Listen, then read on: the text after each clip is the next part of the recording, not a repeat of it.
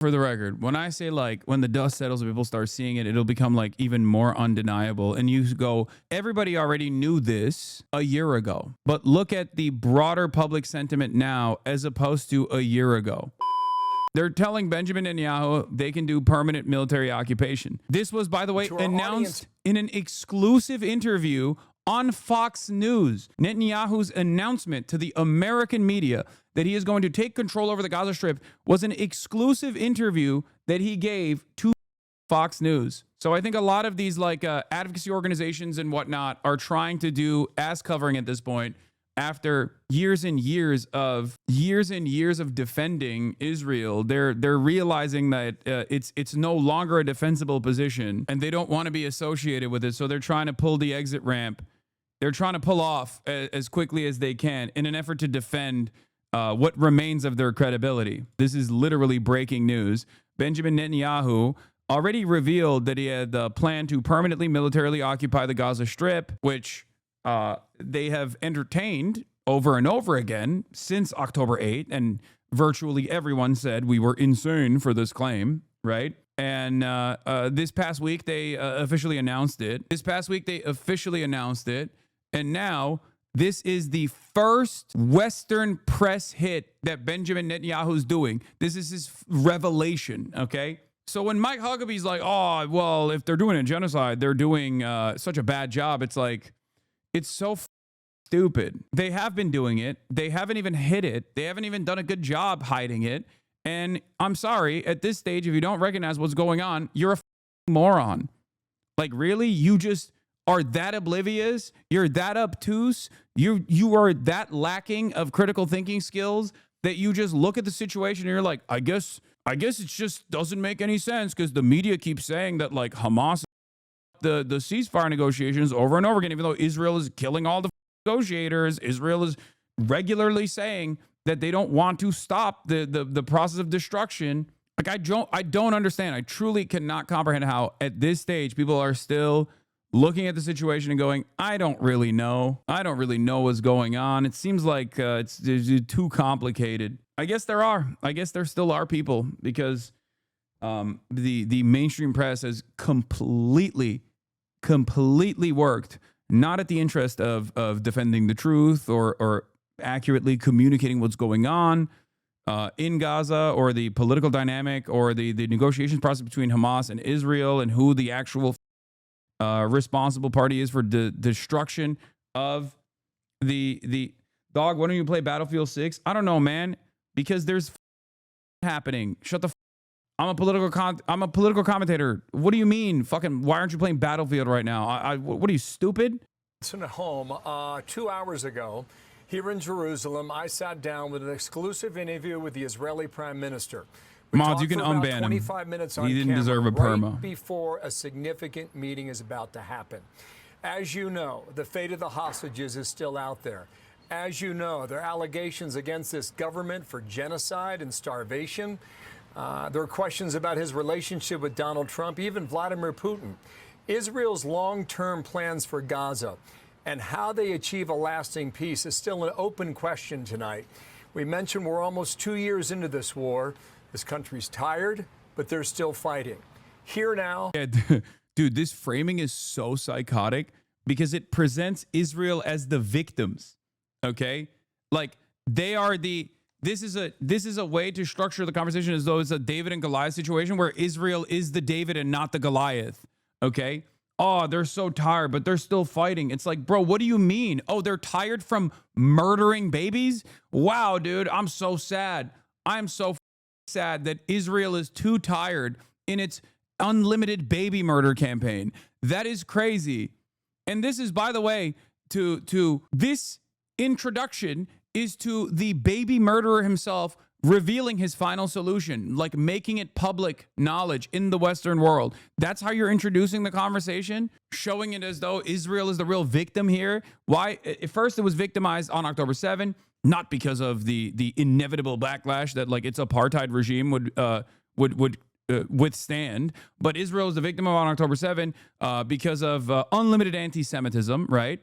And now Israel is still the victim 22 months after October 7th, where they're just too tired to keep killing children. and starving children. They're so tired. Holy dude, they are Nazi baby murderers. Oh. The Prime Minister of Israel, Benjamin Netanyahu, on all those topics and more.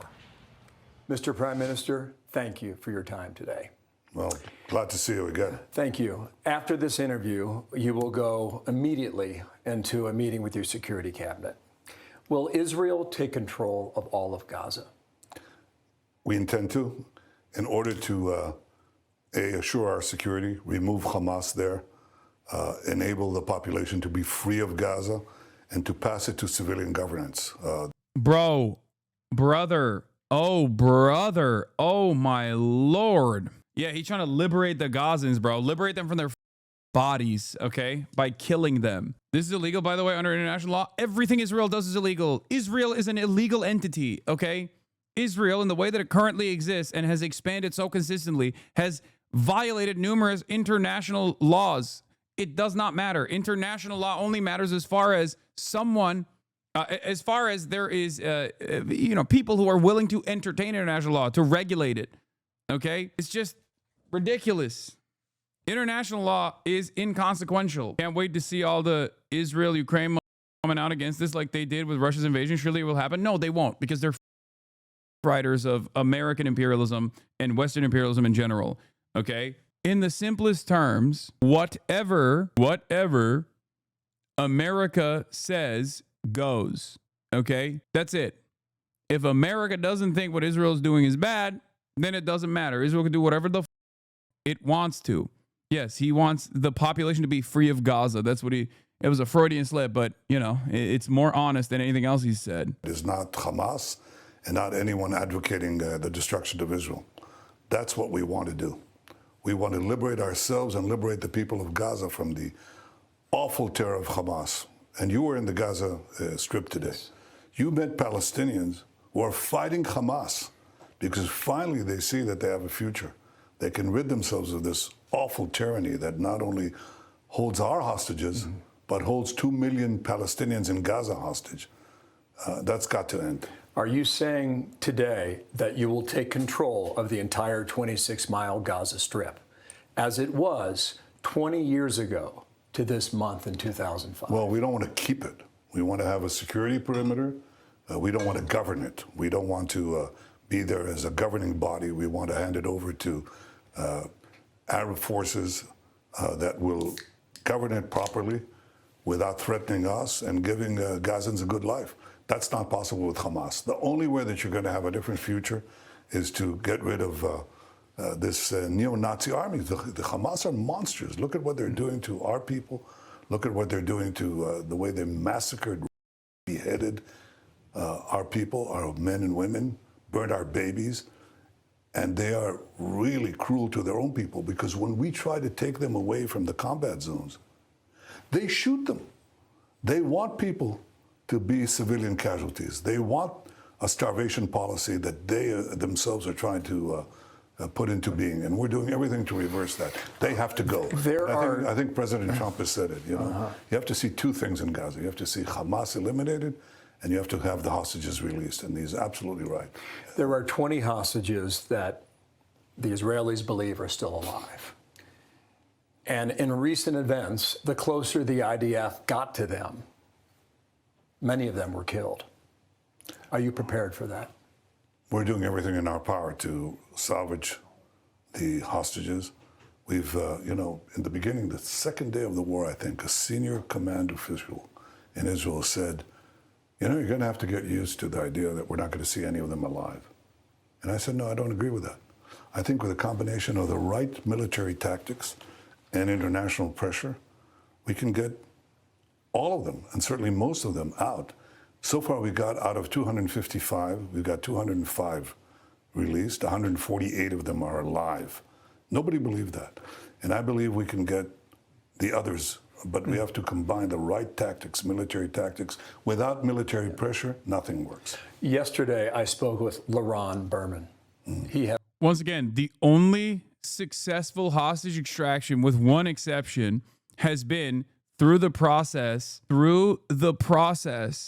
of hostage negotiations. Also, here's an extra, another incredible moment. Via Amit Segal, the Trump administration is considering granting U.S. citizenship to the 20 living hostages in Gaza to increase the chances of their release. This motherfucker will do anything but put an end to the genocide, bro. I swear to God. I also think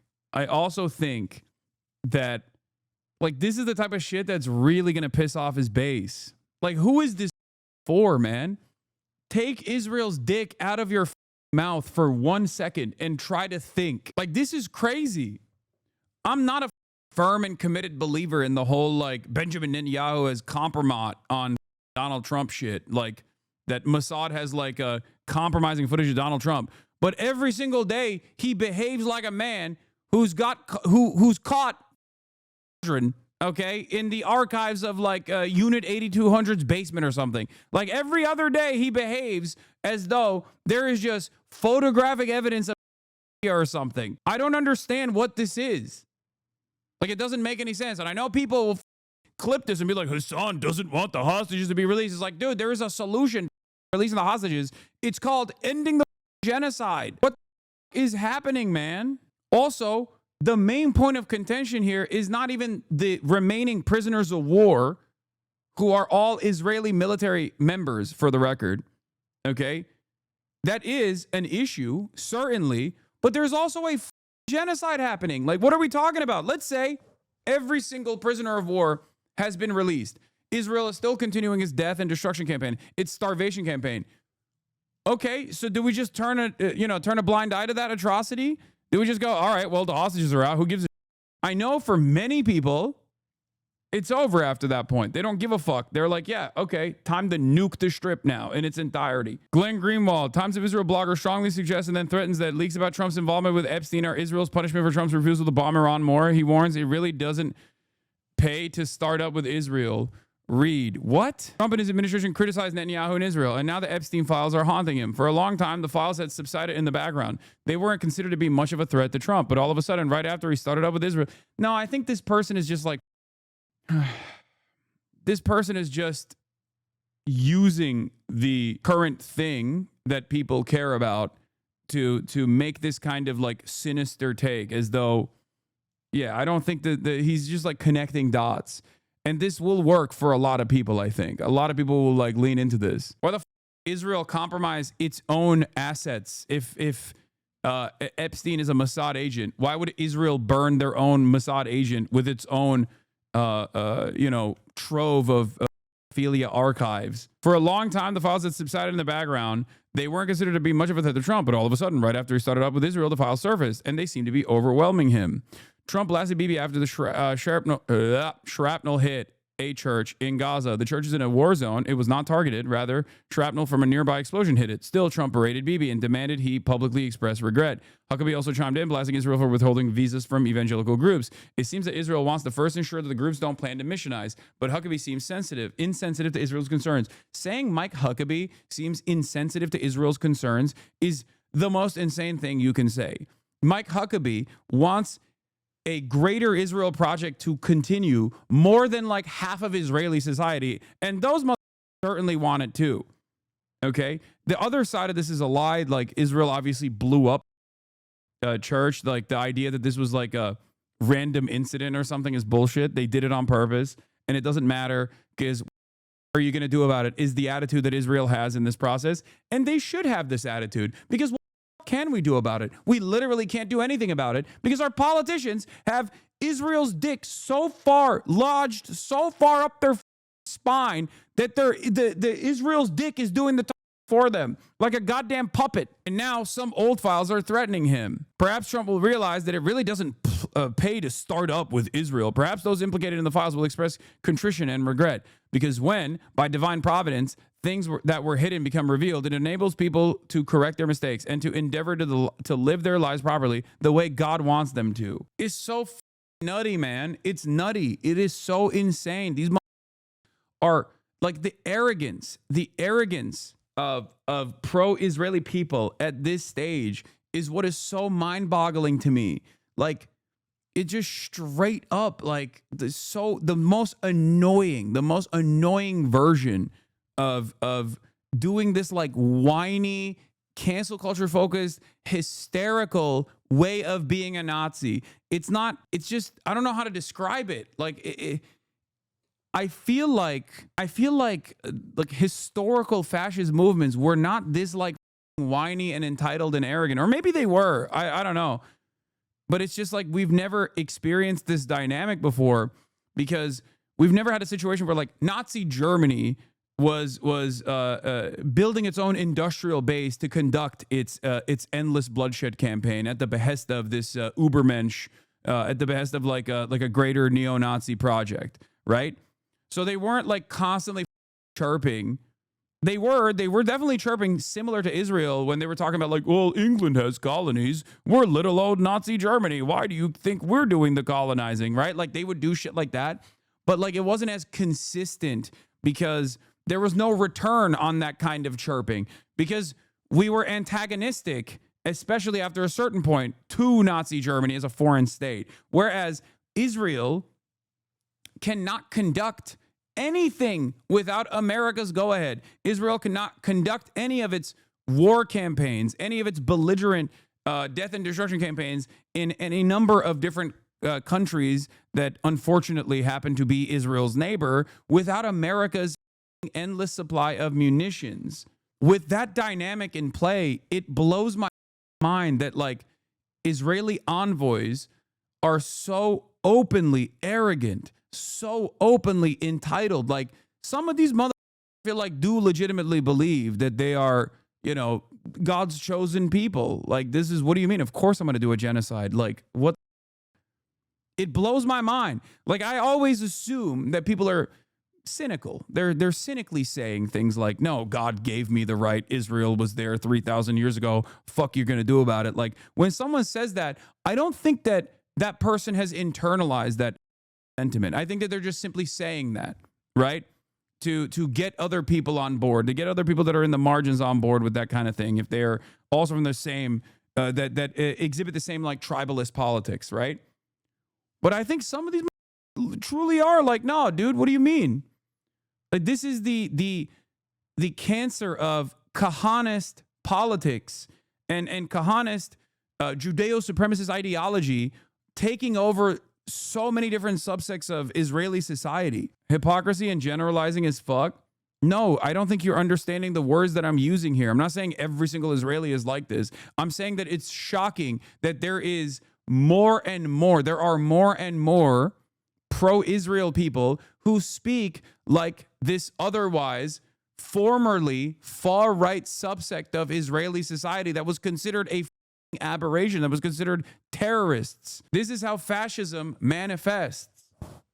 Like the whole notion of you know, the Goyer cattle, like all that kind of stuff, like that's just a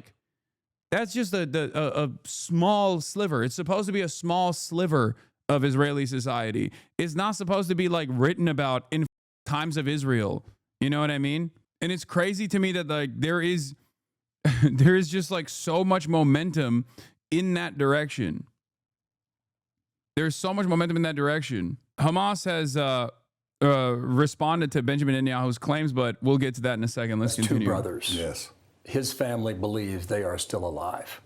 Mm-hmm. He said the following: my advice to you, speaking to the Prime Minister, by all means necessary, we need to bring them back for stability in the region, for the future of Israel. It's a tough decision, but we will handle everything, meaning Israel.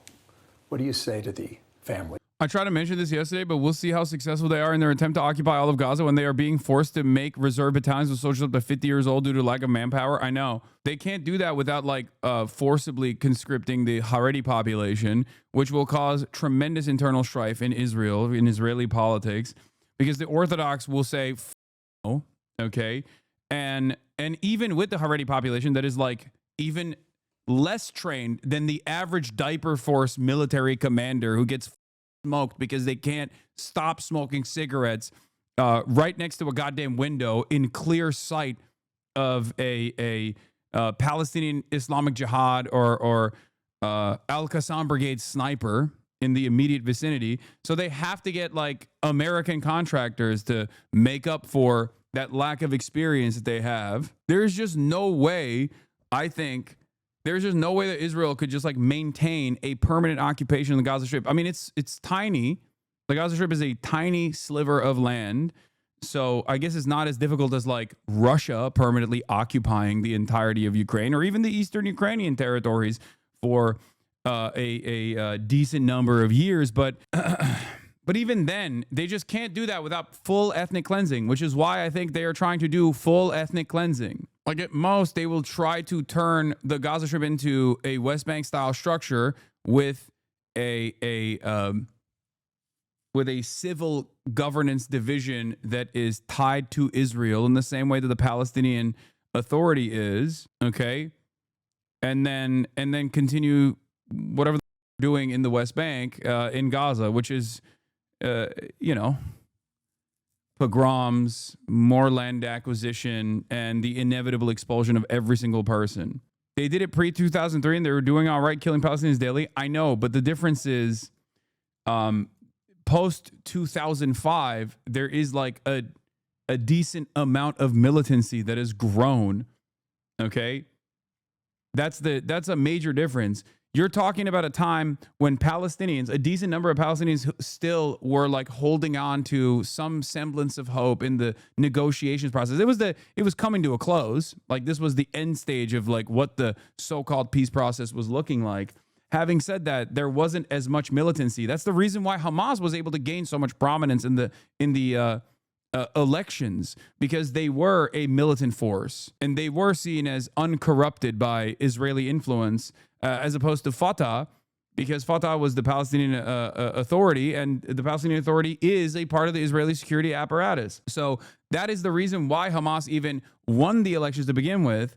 And I think the environment, the dynamic has changed so much more than that. Do you think they're also doing this to hide the actual death toll once this genocide is over? Yes, that is the major reason. As I said time and time again, Israel cannot do a permanent ceasefire because once the dust settles and there are inevitably there are going to be Western forces that intervene. There's going to be Western journalists that go in. There's going to be Western investigators that go in. And when the dust settles and they see the true magnitude of this genocide, it's over. It will be super over for Israel. It's already over for Israel, but it'll be even more over than it ever was before.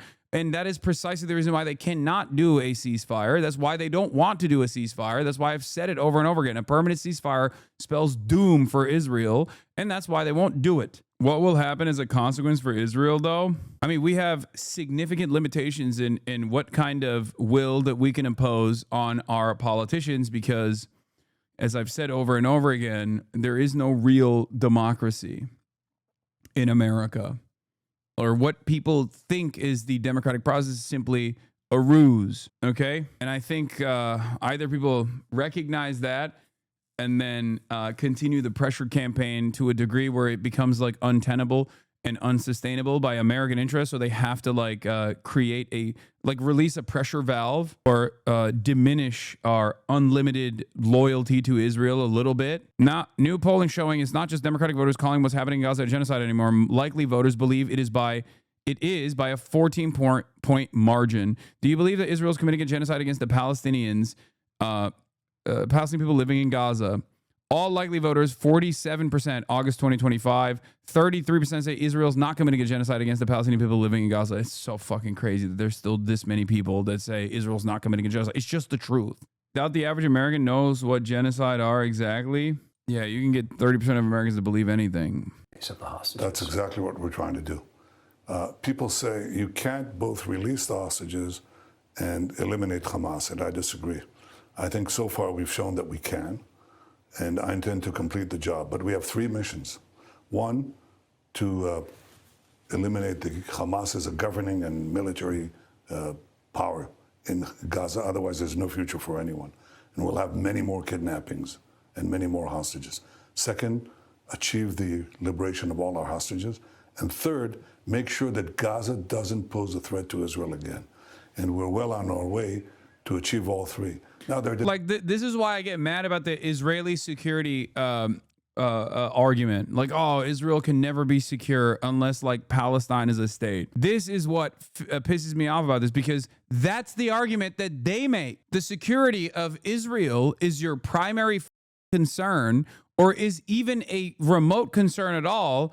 Then that means you're open to potentially an unlimited death and destruction campaign in Gaza, because that will also offer permanent security to the state of Israel. You know, it's just, you guys want the same things. Benjamin Netanyahu has a different method. Is this in Pam Bondi's office? No, that's Benjamin Netanyahu's wife. I have the Palestinian resistance with all its factions united on the battlefield, and any occupation decision will be returned to where it came from. Defeated and broken as always. The enemy is deluded if it thinks it will release its prisoners from our grip by military force, and we affirm that its prisoners will only be released through the gate of negotiations at a high price. The threat of a full military occupation in Gaza is a declaration of genocidal intentions and a desperate attempt to subjugate our people and resistance, intentions that will not pass without a heavy price, and the field will be the decisive factor as always. It's true, the field is the decisive factor. And in spite of the overwhelming force that the Israeli genocidal forces have demonstrated time and time again,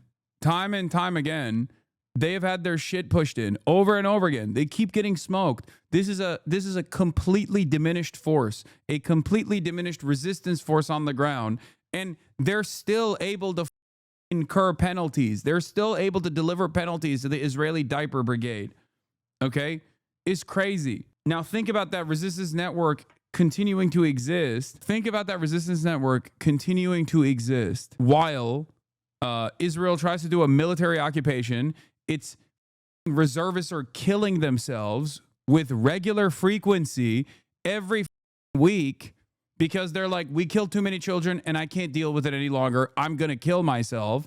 And now your numbers are diminishing. The enthusiasm for the unlimited baby murder is going away because people are too scared to continue doing baby murder because there are repercussions for it. They also realize that when you do that baby murder and you then fly out of Israel to go somewhere because you want to go to Megaloth or whatever, okay, or when you want to go to Greece or whatever, people look at you and go, you were in the IDF? Oh, so you're a baby killer. And they don't like that either because Israeli society has broadly enjoyed being Western aligned, okay, since its inception. That's the only way that you can get people to go and live in Israel and then travel freely to the Western world to the best of their ability, okay? But now, if they can't do that, now if there's an academic boycott, for example, all of a sudden, all of the prestigious Israeli institutes fall apart. And that causes people to be like, I'm not Israeli. I don't know what you're talking about. You know what I mean? That really gums up the works for the Zionist project. When you got people who are embarrassed to be Israeli, when you get people who are scared to admit that they are from Israel, because Israel is a Nazi country. And now the world is aware of it. The global South was always aware of it.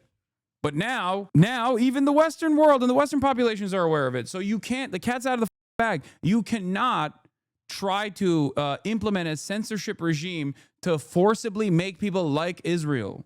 It's just not going to happen. Yeah, Israel's going to start putting Greek flags on their backpacks like Americans in the Canadian flag. The difference, of course, is that America is the hegemonic superpower on the planet, okay? And America has a dominant cultural force in Hollywood. Do you understand? So America can still, with American culture and cultural imperialism, still like maintain some semblance of support around the globe. The only thing Israel is known for is genocide now. At least America's known for Coca-Cola and Hollywood and shit. What does Israel have? Just genocide. Nobody gives a f*** the pharmaceutical initiatives that Israel has taken, you know? They're just only known for genocide. And if that's the only thing you're known for, you're cooked. You're cooked. People are going to look at you and go, that's disgusting that you're from Israel. What the difficulties because there's so much vilification and misrepresentation in the press. There's an attempt to put blame on Israel for the interdiction of humanitarian supplies that Hamas is interdicting, and Israel is, the international community is delivering the blame to Israel. They're doing everything to rob these food trucks. They're taking the food for themselves and then jacking up the price for the remaining supplies to their own population. That's monstrous. We have seen some of that, and you're right about that. And you're also right that we went into Gaza while we've been here this week. And we were in the southern town of Rafah, near the Sinai Desert in Egypt. And that town has been flattened. And you have been accused of genocide. How do you respond to that? Well, if, as Ambassador Huckabee said, if we're practicing genocide, we're surely doing a very bad job of it, because we could have, basically eliminated the entire population of Gaza, but we went the other direction. We did something that no army in history ever did. We're supplying humanitarian food to the There was one army that did that. The Nazis. enemy's population, because we distinguish between combatants and non-combatants. We put in 2 million tons of food. I mean, if we wanted to commit genocide. It's not even you giving the food, by the way. You are not letting the food in. So when you say, "Oh, we're delivering the food," he means like we're just letting in crumbs of food that the international community has sent in. Yeah, there's also moldy bread in some of the fucking dropped aid.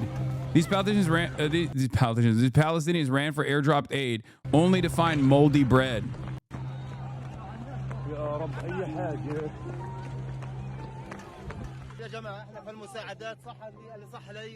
Get a tarp and half a bag of bread. God is witness to what I'm saying. Half a bag of bread and it's rotten. Large Lebanese bread.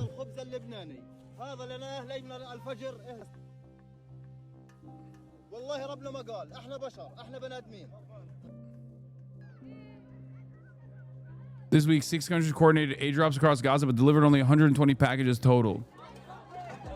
Not nearly enough to help the over 2 million Palestinians living through Gaza's starvation crisis. Critics have called the drops a PR stunt. Aid organizations and experts say they are dangerous and ineffective. Yes, if you want the aid to get in, you have to stop bombing the strip, and you have to let the trucks in. It's pure evil. America did this before, where they dropped aid. Also, this was a year and a half ago almost, okay, when America did drop aid, and the aid killed people. They got crushed under the aid. And then also, you don't know where the aid gets dropped. There's no guarantee that it's going to get dropped on the ground. So then it gets dropped on top of like buildings, and then people climb up to those buildings and then die because they fall off of the buildings while they're trying to get the aid. It is a death trap. Again, the most effective way, if you want to like actually feed the Palestinian population, the most effective way to do it is by the existing UNRWA facilities that already have, there's 400 points that they could use. The most effective way is by trucks, okay? Yeah, here's a map of Gaza's 400 plus UN aid distribution points in stark contrast to the 4 GHF run sites, 3 in the south and 1 in central Gaza and none in the north. Each GHF site opens for only about 8 minutes a day, and all 4 are rarely open at the same time. Here's the Commissioner General of UNRWA, Philippe Lazzarini, saying, before the spread of famine, community-based distribution centers supported by partners provided food and assistance to 2 million people spread across the Gaza Strip. 5 months on the ongoing attempts to replace the UN coordinated response by 4 Israeli militarized distribution points, hunger has become the latest killer in Gaza. It's time for unhindered, safe, and dignified assistance. Let the UN and our partners do their job. I cannot believe that like Israel is such a evil entity that like the United Nations is a breath of fresh air in comparison, because those guys also literally all the time. There are horrifying instances of like failure in Africa and in numerous other parts of the world. Like this business is a demonic business. Okay, I know it sounds crazy to say because we're talking about like literally the United Nations is supposed to be great, and it's like they have always failed, partially because it's a difficult endeavor, and partially because when you're serving the most over people in society, it doesn't matter if you're not great at your job. Okay, you can use and abuse people on your own. In this circumstance, though, they are literally angels. Okay, that is how up Israel is. That the United Nations is angelic in comparison to the demonic shit that the Israeli diaper force is doing. It is insane. And UNRWA in and of itself is obviously a much more effective mechanism of aid distribution because it literally is comprised of Palestinians.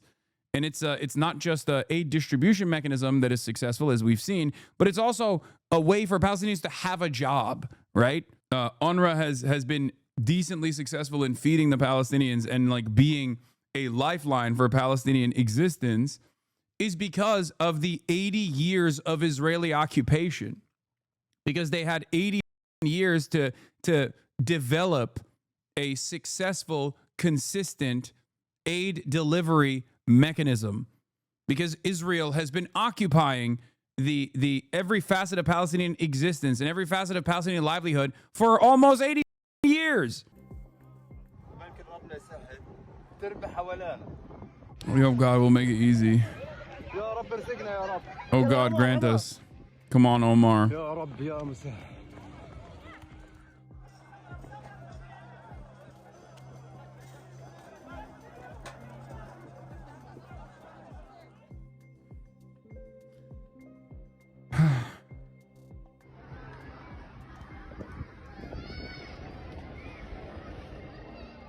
شهداء والله العظيم باجي ما باخذ حاجه 65 سنه المريض سكر وضغط وازمه الله ينتقم منهم يا عم بدي كيلو بس تطعيم ما انا قادر اطعم مرتي وولادي ما في عندي ضغط عندي حرب واحد ما في عندي مناجد العالم كله اللي بصير فينا في غزه هذا ظلم وجرائم حسبي الله ونعم الوكيل.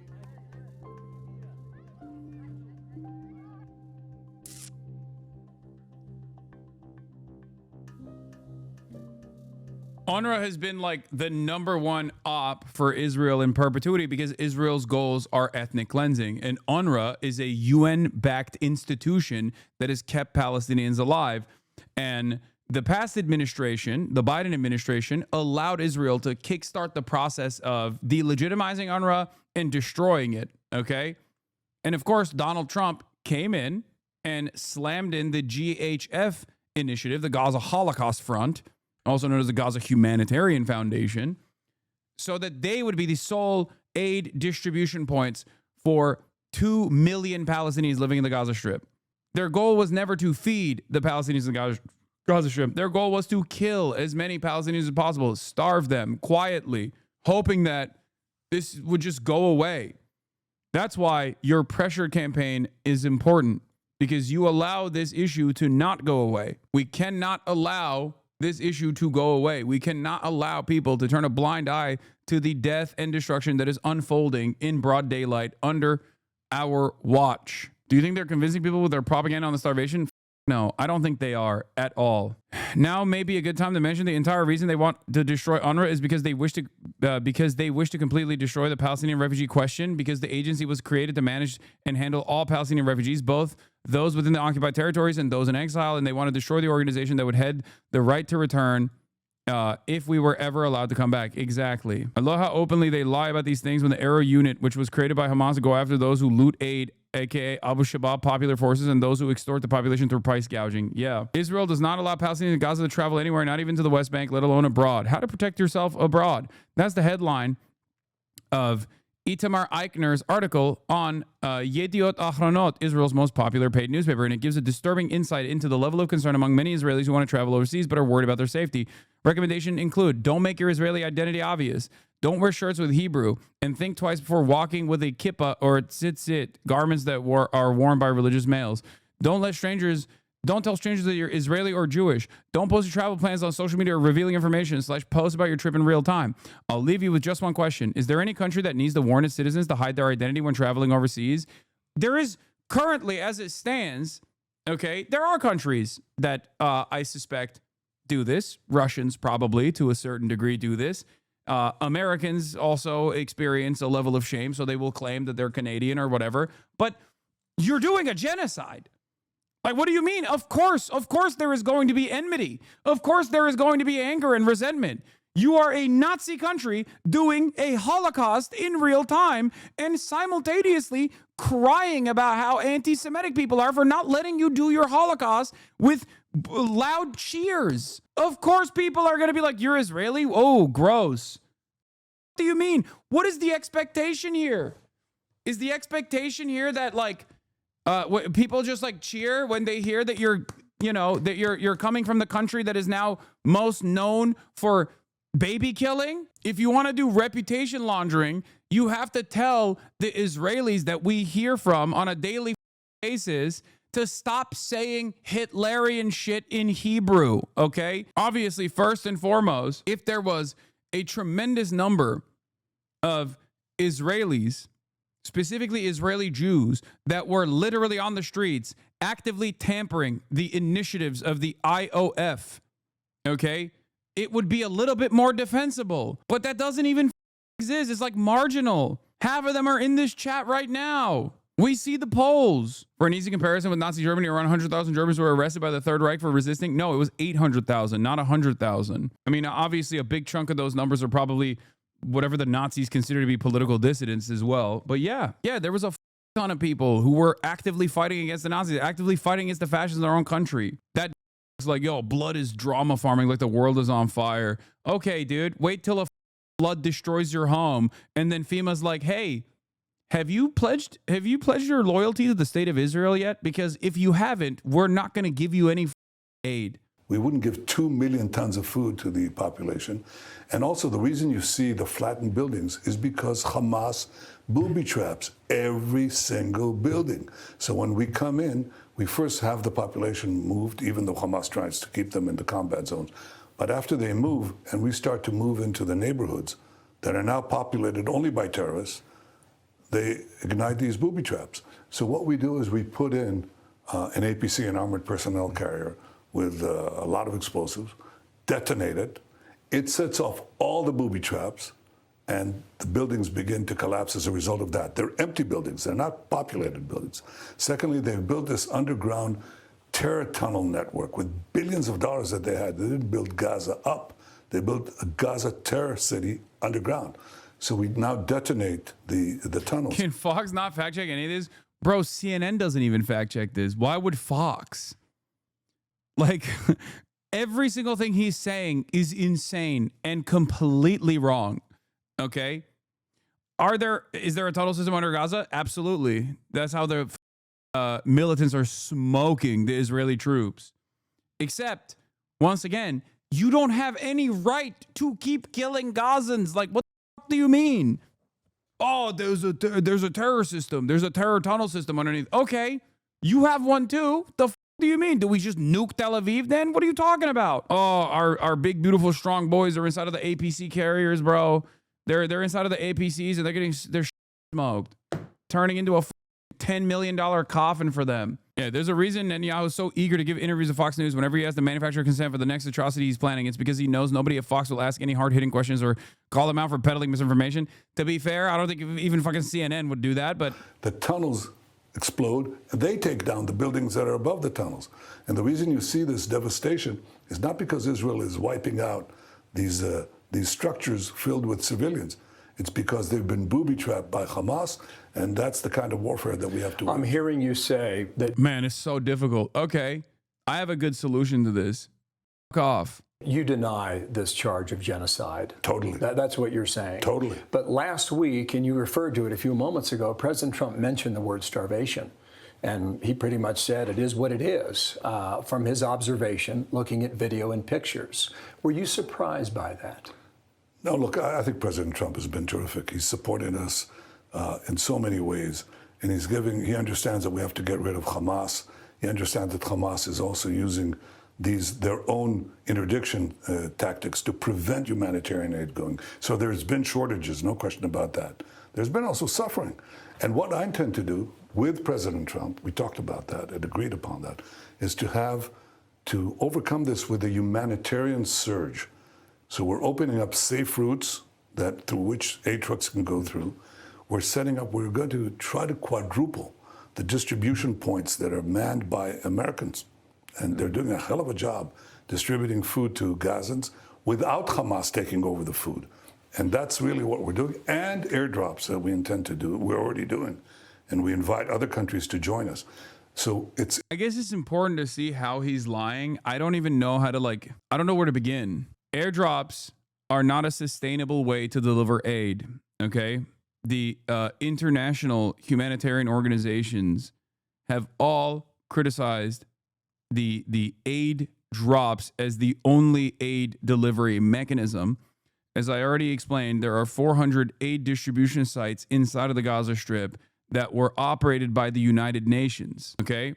There are thousands of trucks lined up outside of the Gaza Strip filled to the brim with aid, waiting to be delivered. Israel is refusing to deliver this aid. They're just sending moldy bread and crumbs of food so that the international community can do a PR initiative and to allow Israel to continue its starvation, allow Israel to continue its genocide. The idea that they are going to permanently occupy the Gaza Strip militarily and openly admitting to that is just an active recognition of the final solution.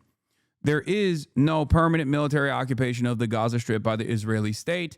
This would be tremendously bloody for all of the Israeli military.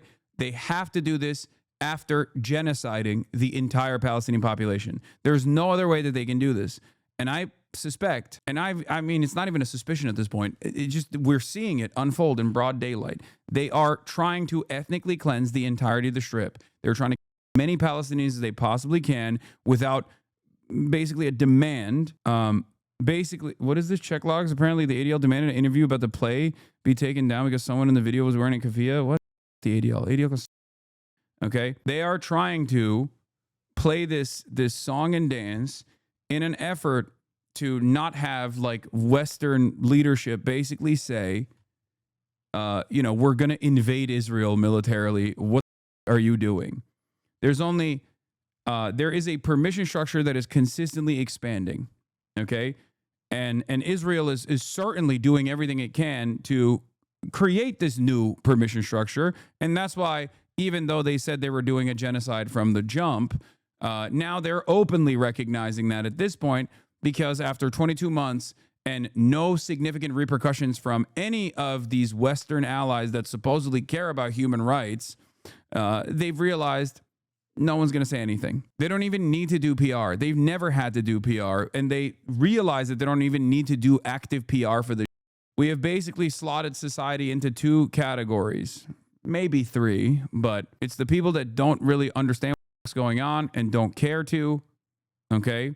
There's still a decent number of people in that category. There's people that look at this and say, this is unconscionable. This is genocide. This is completely unacceptable. And then there's the people who are just going to be pro-Israel no matter what, for a multitude of different reasons. Maybe because they hate Arabs, maybe because they hate Muslims and they think they're scary and barbaric, and they hate refugees or whatever. Okay. Or maybe because they think Israel has a religious reasoning for doing what it's doing, and that's good because, like, the rapture is going to happen if Israel finishes its genocide. Or maybe because they love Israel and they have financial ties to Israel. Okay. But regardless, there are three different groups of people out here at this point. The majority of them actually find what Israel's doing to be unconscionable. Okay? The majority of them find what Israel's doing to be disgusting, gross, because it is. It is disgusting and gross. Completely unacceptable. It's a genocide. Israel recognizes that they have complete command over the situation, and no one in the Western world is actually going to do anything to put an end to it.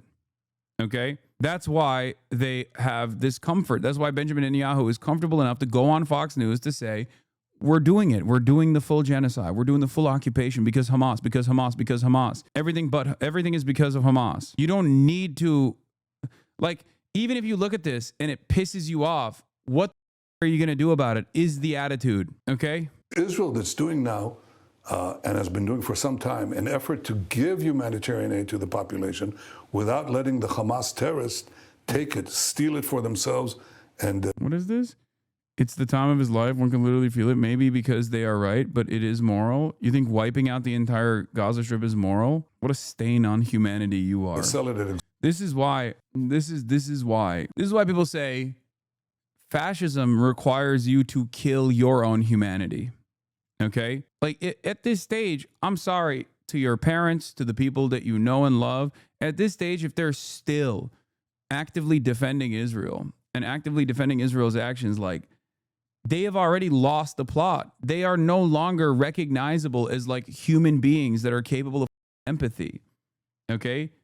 They've killed their own souls. They've killed their own capacity to think like a human being, because that level of dehumanizing the enemy, okay, requires you to dehumanize yourself first and foremost. Has President Trump given the green light for your plan to take over the remaining 25% of Gaza and occupy all of it? Well, you know, he understands that it's Israel who's going to do the fighting. It's not American soldiers. Did he give you a yes? Well, he just says, I know Israel will do what it has to do, and we haven't got into that kind of discussion. But we have gotten into a discussion on two things.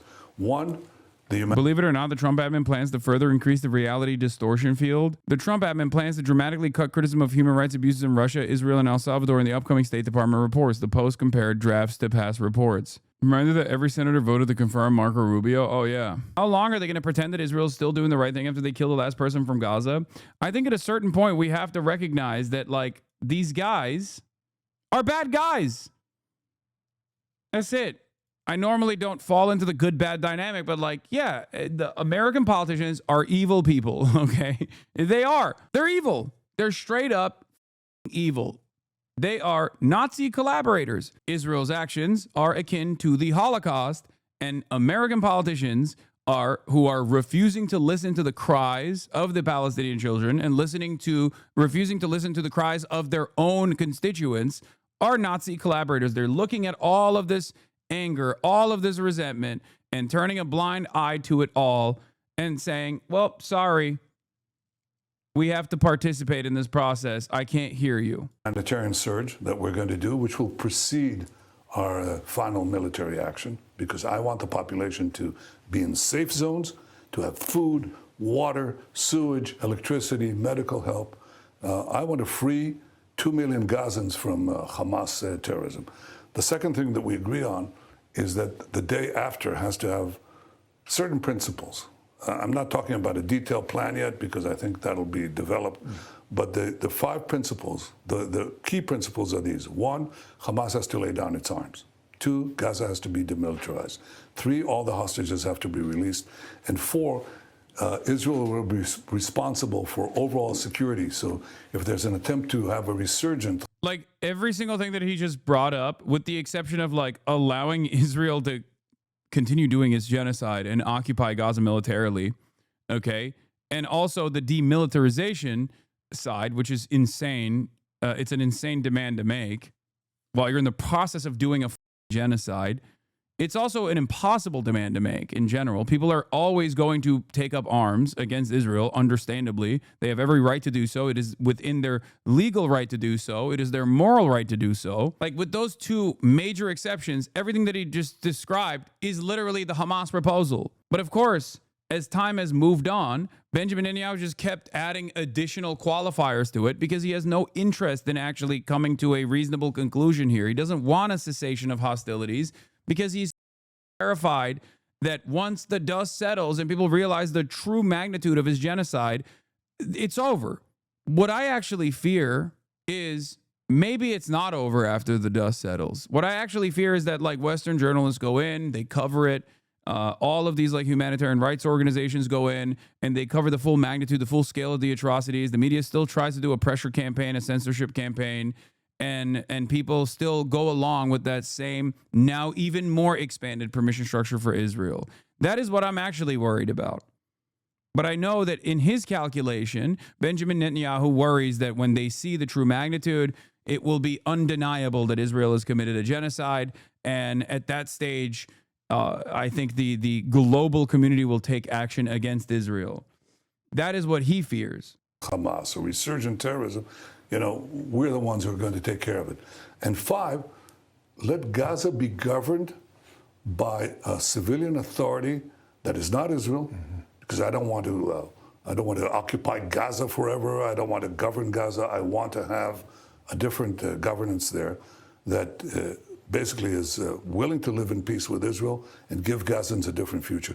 That's entirely different. When I say, for the record, when I say like when the dust settles and people start seeing it, it'll become like even more undeniable. And you go, everybody already knows this. Everybody already knew this a year ago. But look at the broader public sentiment now as opposed to a year ago. So things do actually move in the direction of the truth when it comes to Israel's actions. Like think about the conversations that you probably had with your parents or with older people in your lives a year ago as opposed to now.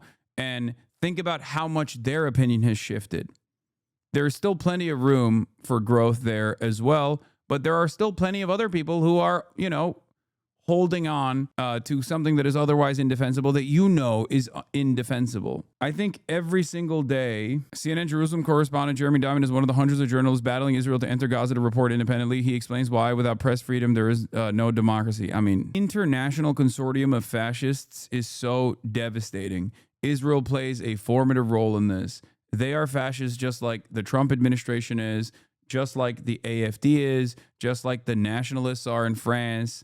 They are all over. They have completely overtaken Western society, and they're so powerful an ideological force that even the supposedly leftist leadership, like in the Labour government in the UK, is totally capitulating or directly repeating the same exact fascist policies and the same exact fascist propaganda. It's so unimaginably cooked. It's so from these unbelievable lies that are leveled against us, frankly, against... No, obviously, Labor is not a left party any longer. I'm not saying that it's a left party. It's like the Democrats are the left party in America. Do you understand? It's supposed to be the viable, democratically electable counterbalance to the growing fascist movement. And now Corbyn's party will take that space, and we'll see how... Just stop using the term leftist on motherfucker. Man, shut up. Shut up. Okay? Even if it's a completely fascist country, there is still supposed to be a left force that is still center right or far right. You can have two far right parties, and one is going to be more to the left than the other. That's what I mean. They're taking it all right. I know. The Greens have had, the Greens initially had a big resurgence, and now your party, 30% new, projected outcome in Keir Starmer's seat in Holborn plus St. Pancras projected result. Me too, by the international press that doesn't care to check the facts. It just takes Hamas statistics, Hamas arguments. It just swallows them hook, line, and sinker, and delivers this vilification of the one democracy, the one Jewish state that is fighting people massacred. It's the equivalent of the massacre of thousands and thousands of Americans, the rocketing of American cities. Nobody would stand. Hi, Hassan. You talk a lot about the Israel-Gaza war, but I just wanted to know what you think Israel should do from this current situation. I'm assuming it's understood that you can't leave the kidnapped children of Israel and Gaza unless there's a part of your solution. I think it's a really difficult question, mainly because of the situation. I really want to hear your take. It's not a situation. Israel is doing a genocide and using the hostages cynically to propagandize to continue doing its genocide. It's killed a ton of hostages in the process. The children of Israel that are still, the kidnapped children of Israel that you're referencing are literally kidnapped from a tank and shit at this point. The only remaining quote unquote hostages are actually prisoners of war. They are military members. Okay. Not that it matters because Israel doesn't give a shit about that. The Israeli government certainly doesn't give a shit about that. They've bombed the hostages. They've bombed the prisoners of war. They have starved the prisoners of war. They have starved them all the same as though they are regular old Palestinian citizens. The idea that this is a complex situation is ridiculous. It is not a complex situation at all. You're only trying to add complexity because it doesn't correspond to everything that you have been taught about a genocide, everything that you've taught about like a country conducting a genocide like this, okay? It's not a complex situation at all. Hamas has brought forward numerous proposals at this point. Israel could have abided by any number of different ones. America has even added some moderate pressure, okay, upon Israel, but not enough. And the only solution here is to end the genocide. Hamas has already suggested that they would disband and dissolve. But in order for Palestinians to have sovereignty, they have to have a standing military. They have to have a standing military, and they have to have full sovereignty and take control over their own governance. There's nothing complicated about this.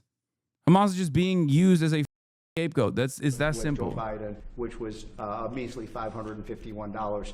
Anyway, so, Trump is live. You gain 10 times more income for the average family than Joe Biden is because of your policies. And that's Trump is live to lie about how the situation that you're experiencing in terms of the financial struggles is actually fake, and you're fake and gay for even recognizing it.